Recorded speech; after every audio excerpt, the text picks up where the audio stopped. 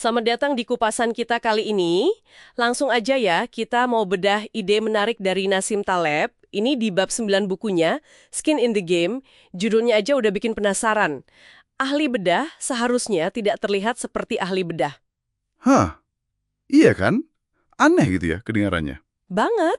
Intinya tuh kenapa penampilan seringkali malah menipu kita waktu menilai keahlian seseorang.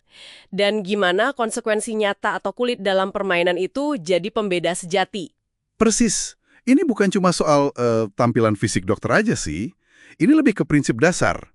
Dunia nyata itu punya caranya sendiri buat nyaring siapa yang beneran kompeten. Seringnya ya nggak baikan polesan luar. Oke. Jadi, mereka yang sukses, meskipun penampilannya nggak sesuai ekspektasi, nah, biasanya punya sesuatu yang lebih substansial gitu. Mari kita lihat deh, gimana nih pekerjaannya. Sip. Oke. Taleb ini kan mulai dengan perumpamaan yang cukup, gimana ya, provokatif. Bayangin Anda dihadapkan pada dua pilihan ahli bedah. Satu kelihatan sempurna banget. Rapi, tutur katanya halus gitu ya. Betul. Lulusan universitas ternama, pokoknya persis kayak dokter di film lah. Satunya lagi, mungkin lebih mirip katakanlah tukang daging. Wah, agak kasar gitu ya, mungkin berantakan. Iya, nggak terlalu peduli penampilan.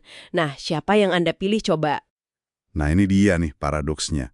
Taleb justru nyaranin pilih yang kedua, si tukang daging itu. Kok bisa gitu, apa alasannya? Alasannya cukup kuat sih. Gini, untuk bisa sukses di bidang yang nuntut hasil nyata kayak bedah, tapi dengan penampilan yang nggak sesuai stereotip, orang itu pasti udah ngelewatin macam-macam bias penilaian dangkal. Masuk akal juga ya. Keberhasilannya itu udah jadi bukti kompetensi asli yang diuji langsung sama realitas gitu. Bukan cuma kemampuan moles citra aja. Itu logika yang menarik banget sih, berarti ini polanya bisa kita lihat di mana-mana dong ya? Nggak cuma soal ahli bedah aja. Oh tentu aja.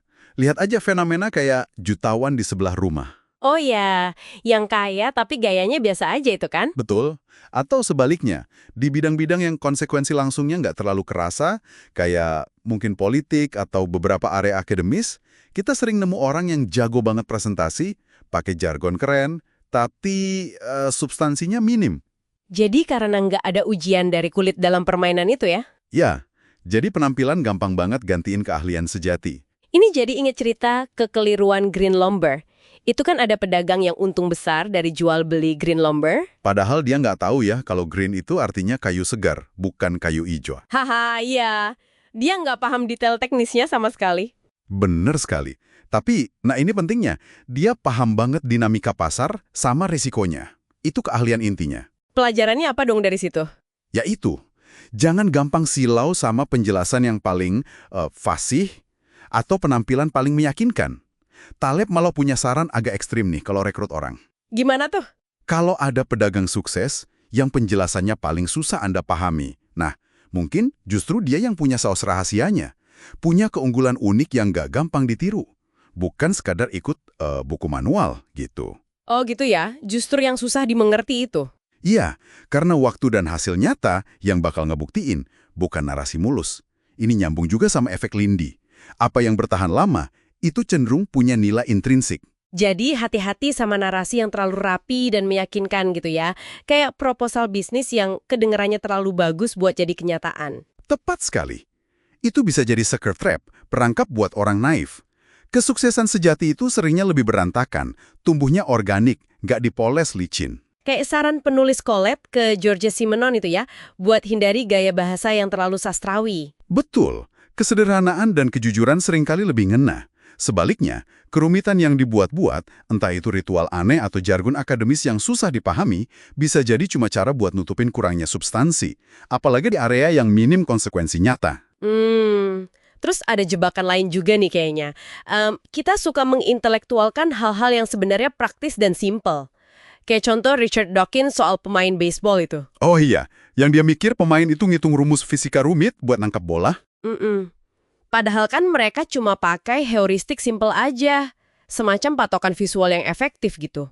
Nah, itu nunjukin bias kita. Kita cenderung lebih menghargai penjelasan yang kedengeran canggih, padahal metode praktis yang udah terbukti berhasil, itu ya simple aja. Mirip sama soal pendidikan juga dong ya. gelar mentereng itu kadang lebih ke sinyal status aja. Bisa jadi, bukan jaminan kompetensi praktis. Malah seringkali, kemakmuran suatu negara itu yang bikin sistem pendidikannya bagus, bukan sebaliknya. Terus gimana dong caranya kita biar lebih jeli nih, biar bisa bedain mana substansi asli, mana yang cuma kemasan atau ya omong kosong. Apalagi di dunia ide atau disiplin ilmu. Salah satu cara yang disaranin Taleb, coba lihat seberapa besar nilai suatu bidang itu bergantung sama prestise institusinya. Maksudnya gimana tuh? Contohnya? Padahal materinya mungkin mirip-mirip. Kalau iya, nah patut waspada tuh. Oh, oke. Bandingin sama bidang kayak matematika deh. Di situ kan keahlian lebih utama daripada alma mater, ya kan? Jadi semakin besar ketergantungan sama label atau prestise, semakin besar kemungkinan kurangnya penyaringan oleh realitas. Oke, jadi kesimpulan utamanya nih buat Anda yang lagi nyimak, jangan gampang terpesona sama penampilan luar. Realitas lewat mekanisme konsekuensi nyata atau kulit dalam permainan itu adalah juri yang paling adil. Dan seringkali, ya, realitas itu milih mereka yang justru kelihatan nggak pas sama cetakan stereotip. Semoga ini bisa jadi pemicu ya buat Anda semua untuk menggali lebih dalam lagi saat menilai sesuatu atau seseorang. Jangan cuma lihat sampulnya aja. Substansinya kurang, apa artinya ini buat banyak bidang di sekitar kita? Bidang-bidang yang didominasi kredensial, gelar, presentasi rumit gitu ya. Betul.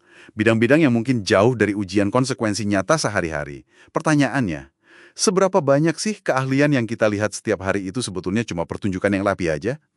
Silakan direnungkan.